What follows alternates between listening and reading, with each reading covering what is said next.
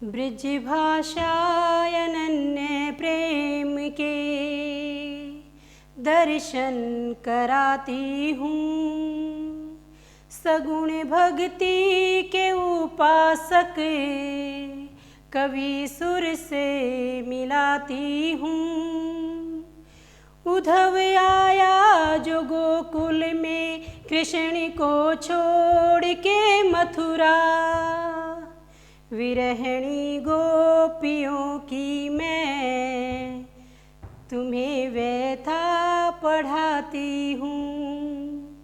विरहणी गोपियों की मैं तुम्हें व्यथा पढ़ाती हूँ।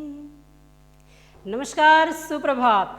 आइए प्यारे बच्चों, आज हम कवि सूरदास द्वारा रचित उसके पद पढ़ेंगे और उससे पहले हम कवि सूरदास जी के बारे में जानेंगे। तो आइए पढ़ते हैं कवि सूरदास। कवि सूरदास जी का जन्म सन 1478 में माना जाता है।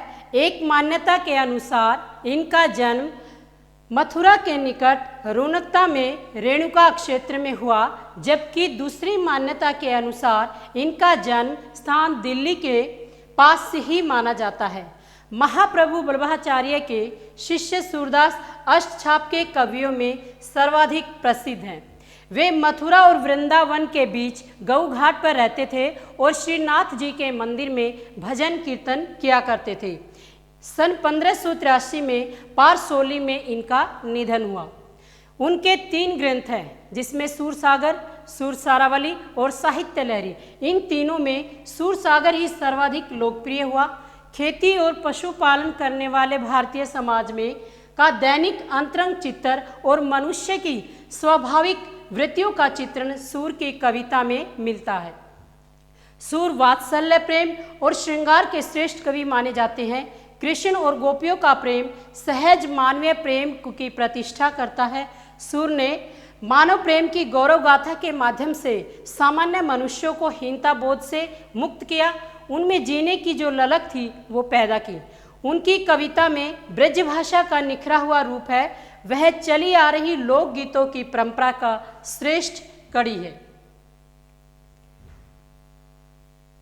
सूरदास के पद से पहले हम उसके पदों में आए शब्द, उनके अर्थ जानेंगे। तो देखिए, बड़भागी माने भाग्यवान, अपरस अलिप्त, नीरस अछूता, तगा माने बंधन धागा, पुरैन पात कमल का पत्ता, दागी दाग धब्बा, माह में प्रीति नदी प्रेम की नदी, पाँव पैर बोरैयो डुबोया, परागी मुग्ध होना, आधार आवन आगमन, बिथा व्यथा, बिरहणी वियोग में जीने वाली, बिरह दही विरह की आग में जल रही, हुती थी गुहारी रक्षा के लिए पुकारना, जितही ते जहाँ से, उत उधर या वहाँ, धार योग की प्रबल धारा, धीर धैर्य, मर्यादा या प्रतिष्ठा, न लही नहीं रही नहीं रखी। हारिल एक पक्षी है जो अपने पंजों में लकड़ी को जकड़े रहता है और उसे कभी नहीं छोड़ता। यह उस हारिल पक्षी की विशेषता है। देखिए, हारिल एक पक्षी है जो अपने पैरों में सदैव एक लकड़ी लिए रहता है और उसे नहीं छोड़ता। नंद नंदन उर पकड़ी, नंद के नंदन कृष्ण को हमने दृढ़ता से पकड़ लिया है, अपने हृदय में बसा लिया है। जकरी रटती रहती है, सु वह व्याधि रोग पीड़ा, करी भोगा तिन्ही उनको, मन चक्री जिनका मन स्थिर नहीं है। मधुकर भंवरा उद्धव के लिए गोपियों द्वारा प्रयुक्त संबोधन। गुड़ चाटी जो पागी, जिस प्रकार चींटी गुड़ में लिपटी रहती है उसी प्रकार हम भी कृष्ण के प्रेम में अनुरक्त हैं, प्रेम उनके प्रेम से बंधे हुए हैं। हुतई माने थे, पठाए भेजा, आगे के पहले के, पर हित दूसरों के कल्याण के लिए, डोलत धाए घूमते फिरते थे, फिर से पाई पा लेंगी अनीति अन्याय। तो आइए अब हम सूरदास द्वारा रचित पदों की व्याख्या करेंगे। पहला पद है हमारा, उधव तुम हो अति बड़भागी, अपरस रहत सनेह तगाते, नाहिन मन अनुरागी। प्रस्तुत पद्यांश हमारी हिंदी की पाठ्य पुस्तक 31 भाग 2 में संकलित सूरदास के पद से लिया गया है। इसमें सूरदास ने गोपियों की विरह व्यथा का वर्णन किया है। उन्होंने उद्धव के बारे में जो जो बातें कही है, उनका कृष्ण के प्रति प्रेम में अनुरक्त न होना आदि दर्शाया गया है, जो हम इस पद के माध्यम से पढ़ेंगे। देखिए, उद्धव उद्धव उद्धव जो श्री कृष्ण के मित्र हैं। मैं इससे पहले आपको एक बात जरूर बताऊंगी कि ये उस समय का वर्णन है जब श्री कृष्ण गोकुल को छोड़कर मथुरा चले गए थे और उन्होंने गोपियों को वापस आने का आश्वासन दिया था। लेकिन बहुत दिनों के बाद भी श्री कृष्ण वापस नहीं आए और उन्होंने उद्धव को अपने स्थान पर निर्गुण भक्ति का संदेश देकर भेजा। और जब उद्धव गोपियों को निर्गुण भक्ति का संदेश देता है और कहता है कि उन्हें श्री कृष्ण की भक्ति को छोड़कर परम ब्रह्मा की भक्ति करनी चाहिए, तो उस समय का वर्णन है। और गोपियाँ क्या कह रही हैं, देखिए, उद्धव तुम हो अति बड़भागी, हे उद्धव तुम तो, अति माने ज्यादा, बड़भागी माने भाग्यवान, कि हे उद्धव तुम तो बहुत ही भाग्यवान हो। यहाँ पर व्यंग्यात्मकता है कि तुम इतने भाग्यवान हो, श्री कृष्ण के पास रहकर भी उसके प्रेम में अनुरक्त नहीं हुए। अपरस रहत सनेह तगाते, अपरस माने नीरस, रहत माने रहे हो, सनेह प्रेम से, तगा बंधन या धागा, कि तुम श्री कृष्ण के प्रेम रूपी बंधन से दूर रहे हो। ना ही न मन अनुरागी, और ना ही तुम्हारे मन के अंदर प्रेम है, अनुराग हुआ। पुरैनी पात रहत जल भीतर, पुरैनी पात माने कमल का पत्ता, और पै पै की आवृत्ति के कारण अनुप्रास अलंकार है। पुरैनी पात रहत जल भीतर, ता रस देह न दागी, दागी माने धब्बा दाग, कि कमल का पत्ता पानी के अंदर रहने के बावजूद भी उसके ऊपर पानी की बूंदें नहीं ठहरती।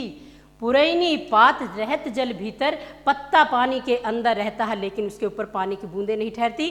कहने का तात्पर्य क्या है कि तुम श्री कृष्ण के साथ रहे हो लेकिन फिर भी तुम्हारा कृष्ण के साथ प्रेम नहीं हुआ। जो जल माह तेल की गागिरी, जो जैसे जल, माह माह माने में, तेल की गागरी माने मटकी, बूंद न ताको लागी। यहाँ पर कवि ने दूसरा उदाहरण प्रस्तुत किया है। तो यहाँ पर क्या है, उदाहरण अलंकार का प्रयोग किया गया है। आप बच्चों ने बहुत ध्यान से सुनना, मैं साथ साथ सारी बातें आपको बता रही हूँ। यहाँ पर उदाहरण अलंकार का प्रयोग है। जो जल माह तेल की गागरी, जिस प्रकार जल के अंदर तेल से भरे हुए मटके को डुबोया जाता है, बूंद न ताको लागी, कि वो पानी की बूंदें उसके ऊपर नहीं ठहरती। यहाँ पर भी कवि ने ये उदाहरण दिया है कि उद्धव श्री कृष्ण के पास रहकर भी उनकी प्रेम भक्ति में लिप्त नहीं हुए। प्रीति नदी, प्रेम रूपी नदी में पाँव, पाँव माने पैर, न बोरइयो नहीं डुबोया, दृष्टि न रूप परागी, और ना ही तुम्हारी दृष्टि किसी पराग, किसी प्रेम पर हुई पड़ी है। प्रीति नदी में पाँव, तुमने प्रेम रूपी नदी में पैर नहीं डुबोया और ना ही किसी के प्रति तुमने प्रेम भरी दृष्टि रखी है। सूरदास अबला हम भोरी, जो गोपियां हैं वो सूरदास जी के माध्यम से क्या कहती हैं, अबला हम भोरी, कि हम तो भोली अबलाई हैं, गुर चाटी जो पागी, कि हम तो श्री कृष्ण के प्रेम में उसी प्रकार अनुरक्त हैं जिस प्रकार गुड़ के ऊपर चींटियां लिपटी रहती हैं, वो गुड़ को नहीं छोड़ती हैं। उसी प्रकार हम भी श्री कृष्ण की भक्ति में उसी तरह से लिप्त हैं जिस तरह से चींटियां गुड़ से लिप्त हैं। अब इस पूरे पद्यांश में देखिए, कवि ने ब्रज भाषा का प्रयोग किया है, माधुर्य गुण का प्रयोग किया है, उद्धव, गोपियों का उद्धव के प्रति दृष्टिकोण बताया है कि वो श्री कृष्ण के प्रेम से अछूते हैं। गोपियों ने अपने प्रेम को गुड़ के और चींटी के जो उनका संबंध है उसके की तरह बताया है। प्रीति नदी, प्रेम रूपी नदी रूपक अलंकार है, अनुप्रास अलंकार का प्रयोग किया गया है, और पद में जो है माधुर्य गुण विद्यमान है। दूसरा पद देखिए, मन की मन ही मांझ रही, कहिए जाए कौन पे उद्धव, ना ही परत कही। अब इस दूसरे पद्यांश में कवि क्या कहता है कि कवि जो है गोपियों के माध्यम से कहना चाह रहा है, मन ही मांझ रही। गोपियाँ उद्धव को क्या कहती हैं कि हे उद्धव, हमारे मन की बात तो हमारे मन के अंदर ही रह गई। कहिए जाए कौन पे उद्धव ना ही परत गई, कि हे उद्धव तुम ही बताओ अब हम क्या करें, कि हम तो श्री कृष्ण अपने मन की व्यथा को, पीड़ा को, इस विरह वेदना को श्री कृष्ण के सामने कहना चाहती थी, लेकिन अब ये बात हमारे मन के, हमारे हृदय के अंदर ही रह गई।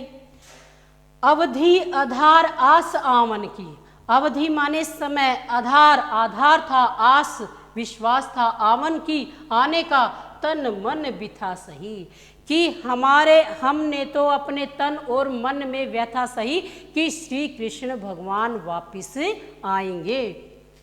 अब इन जोग संदेशनी सुनी कि अब तो इस योग के संदेश को सुन करके विरहनी विरह दही, कि हम तो विरहणी नायिका की तरह दहक रही है, विरह की अग्नि में जल रही है। चाहती हुती गुहारी जितहीं ते, चाहती थी गुहारी, गुहार लगाना रक्षा की, जितहीं ते जहाँ से उतते धार बही, वहीं से निर्गुण भक्ति की प्रबल धारा बह रही है। निर्गुण संदेश की जो धारा है वो प्रबल धारा उधर से बह रही है। सूरदास अब धीर दरही क्यों, सूरदास जी के माध्यम से गोपियाँ कहलवा रही हैं, या गोपियाँ कह रही हैं कि अब धीर धरई क्यों, मर ज्यादा न लही, कि अब धैर्य कैसे धारण किया जाए, हमने तो श्री कृष्ण के लिए अपनी सारी मर्यादा को ही त्याग दिया, अपनी सारी मर्यादा हमने उनके लिए छोड़ दी, तो अब हम धैर्य कैसे धारण करें। यहाँ पर पुनि पुनि में पुनरुक्ति प्रकाश अलंकार है, वही ब्रज भाषा का प्रयोग है, माधुर्य गुण है, शांत रस है, वियोग श्रृंगार का वर्णन किया गया है, और गोपियों के द्वारा श्री कृष्ण के का जो उनको विश्वास था कि श्री कृष्ण भगवान आएंगे, वो विश्वास उनका टूट जाता है। देखिए तीसरा पद, हमारे हरि हारिल की लकड़ी, या इस पद के माध्यम से कवि क्या बताना चाह रहा है कि हमारे हरि हारिल की पक्षी, गोपियाँ कहती हैं कि हमारे भगवान तो हमारे लिए हारिल पक्षी द्वारा पकड़ी गई लकड़ी के समान है।